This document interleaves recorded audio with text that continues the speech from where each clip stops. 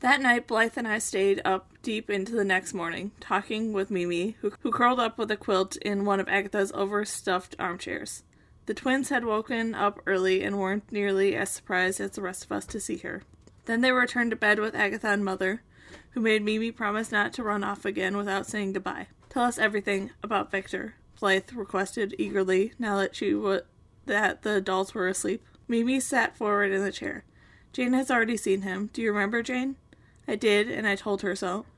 "Who can forget him?" Mimi went on. "He is so handsome, with large dark eyes, and slim, with broad shoulders.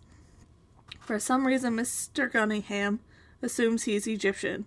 "But he's not?" I asked. "No, he thinks it's funny when Mr. Gunningham just jumped to the conclusion by looking at him.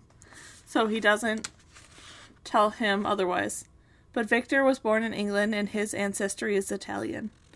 "Will you continue traveling with Mr. Gunningham?" I asked, trying to keep my tone as disapproval from my voice and not completely succeeding. There was tension in the air. Mimi looked at me in the eye. "I know you don't approve of Natalie," she said, after a long pause. "Have I ever said so?" I replied. "You don't need to say anything," she snapped. "That's your business. I only asked if you're traveling with them. Really, I don't want to fight." "Mr. Gunningham is here in England.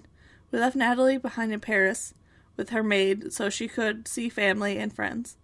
She'll board the Titanic when it docks in Cherbourg to be picked up the passengers. It looks better."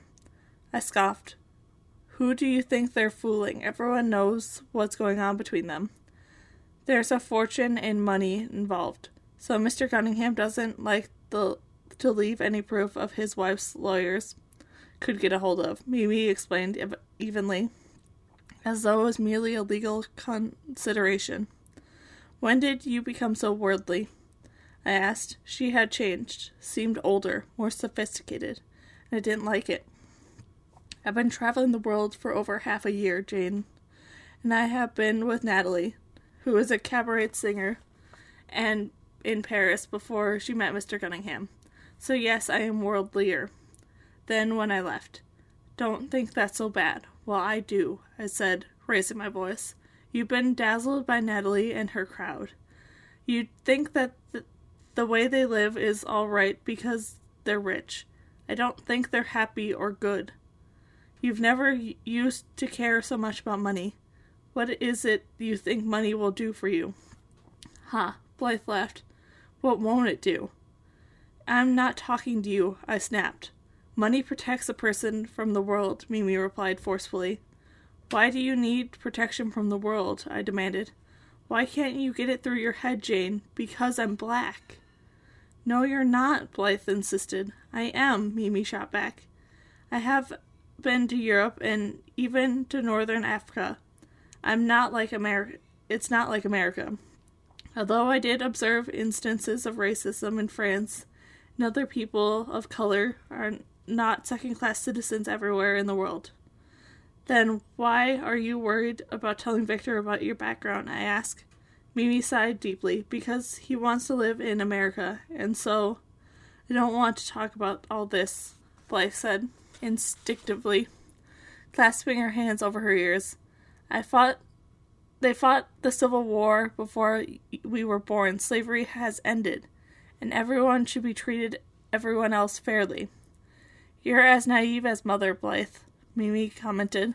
"I don't care. All I want to know is how Mimi intends to get me on the Titanic with her," Blythe said. "What are you talking about?" Mimi asked, startled. Blythe threw off her blanket and crossed to Mimi, perching on the arm of her chair and grabbing hold of her hand. "You have to. You must get me on the ship. It's my dearest wish in the whole world." "Since when?" I challenged. "Don't you remember? I told you about how I longed to be on a ship, Jane. Mimi said Natalie has a maid. I'll be the maid's assistant, as long as I don't have to wear a uniform." "I won't like that. Better yet, I'll be your assistant. I'll be your companion of a companion. I'll sleep on the floor. It doesn't matter as long as I'll be on the Titanic. Did you know they called it the Ship of Dreams? I read it in a magazine." Mimi gazed down at her thoughtfully. "I suppose you're old enough to be a mother's helper." She considered. "Yes," Blythe cried. "I love helping mothers." "When have you ever helped a mother with anything?" I countered.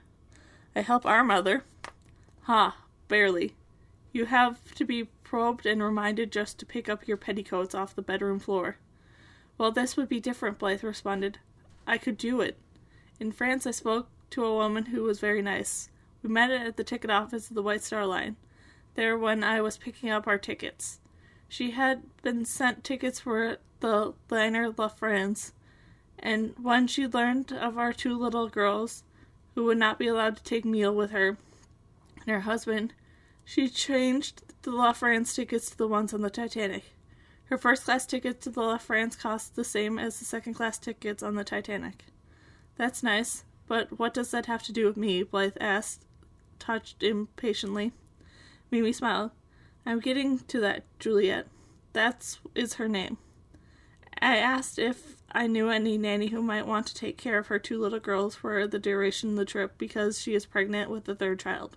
I said I didn't, but I took her name and address just in case I heard of anyone. I'll do it, Blythe excluded. You're only 13, I reminded her. Nearly 14, and Mimi will be there. Can you phone her, Mimi? I have no phone number, but I could send her a telegram. Emma appeared in the room, rubbing her eyes and her long hair in her face. What's going on? Blythe leapt out of the chair onto Emma, hugging her happily. I'm going on the Titanic with Mimi, she revealed. In the moonlight, her face glowed, luminous with happy excitement. Emma scowled.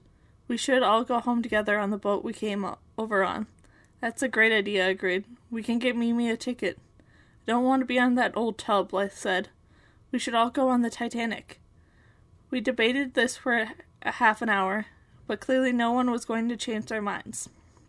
Emma returned to her guest room on the 2nd floor. One by one, Mimi, Blythe, and I drifted off to sleep. Some hours later, I was aroused from sleep by the repeated banging of the shutter outside the window. A howling wind had risen when we were sleeping. Once awake, I needed to use the bathroom, which was on the 2nd floor, so I got off the couch. When I came out of the bathroom, I noticed that the door to the room Mother, Amelie, and Emma were sharing was open. Mother and Emma slumbered, but Amelie was not in bed. Looking down the dark hall, I saw no sign of her. Hurrying down the stairs, I checked the kitchen, but she was not there. It was only when I came back to the living room that I noticed the front door was slightly ajar. Had Amelie gone out? But where? Why? I grabbed my coat from the stand and threw it over my nightgown. Moving fast, I slipped barefoot onto the high-buttoned boots in the front room, not even bothering to fasten them. Out in the dark, empty streets, the ocean wind blew my hair in front of my eyes and made my coat flap open until I clutched at it. Looking in every direction, I saw no sign of her. Not knowing what else to do, I headed back down towards the beach, crossed the road to the boardwalk. The ocean gust was fierce there, whipping my hair and clothing. Thankfully, the full moon illuminated the beach, enabling me to spot Amelie some silhouette down on the shoreline. Was she crazy? What was she doing there all alone in the dark? It was certainly far from warm. With my head down, I set out across the beach, treading with determination despite the sound pouring into my boots. In the middle of the beach, the sand made it too hard to walk, so I stopped and pulled off my footwear. In a moment, I pulled off my second boot. I looked over and saw Amelie. In the next second, I flung off the boots and raced across the beach at full speed. The lunatic was walking into the ocean. By the time I reached her, she was thigh-deep in the crashing white foaming surf. Amelie, I screamed. Amelie. She never turned. She was ignoring me. Was the howling wind carrying my voice away? Amelie. I continued forward and was quickly at her waist. Tossing off my coat, I headed into the white foam, and the freezing water sent a painful shock to my toes and my head. It was struck beneath my lungs. I forced myself to move forward through the crashing surf, dancing about to avoid being knocked over. Amelie, I called. She kept going. I couldn't swim, and neither could she. There was no choice but to go after her. Pushing my way through the wind and water, I hurried towards her.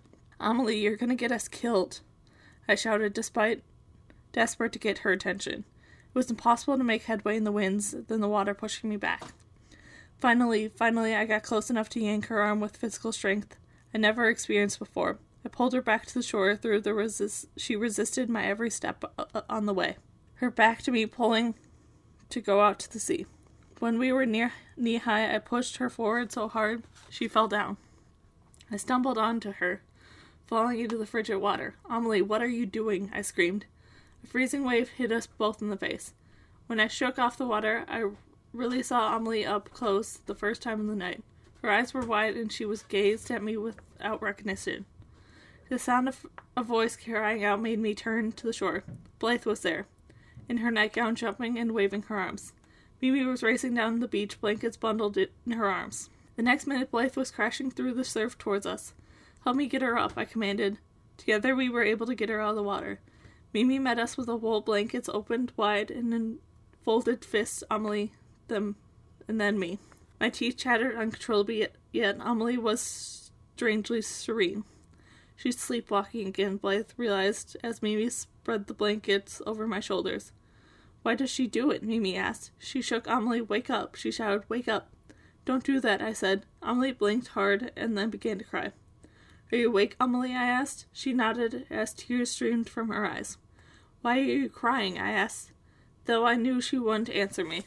Amelie's tears escalated into huge rolling sobs. She was nearly hysterical. Mimi took hold of her shoulders firmly. "Come on, let's get home. It's freezing out here." We made our way across the beach without saying anything more. As soon as we opened Agatha's front door, though, we heard horrifying screams from upstairs. "That's Emma," Blythe cried as she, Mimi, and I raced to the second floor. The door was still open, and we found Mother trying to subdue Emma, who thrashed wildly in bed, shrieking in terror. "Emma, wake up," Mother said. "You're dreaming. Wake up." She threw Mother off with an elevated strength of the truly terrifying and desperate. Her eyes were like saucers. Her arms swept back and forth rapidly. "Help me, Mother," she screamed. "Help me, I'm drowning."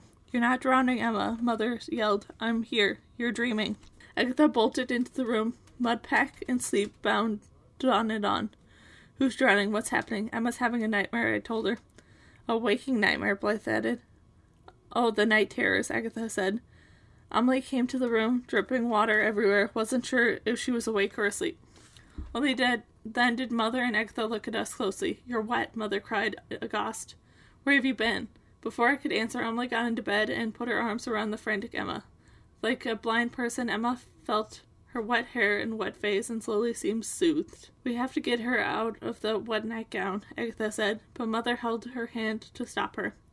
Emma laid her head on Amelie's shoulder. Together they lay down on the bed and quickly drifted back to sleep. "Now what do you suppose that was about?" Mother asked.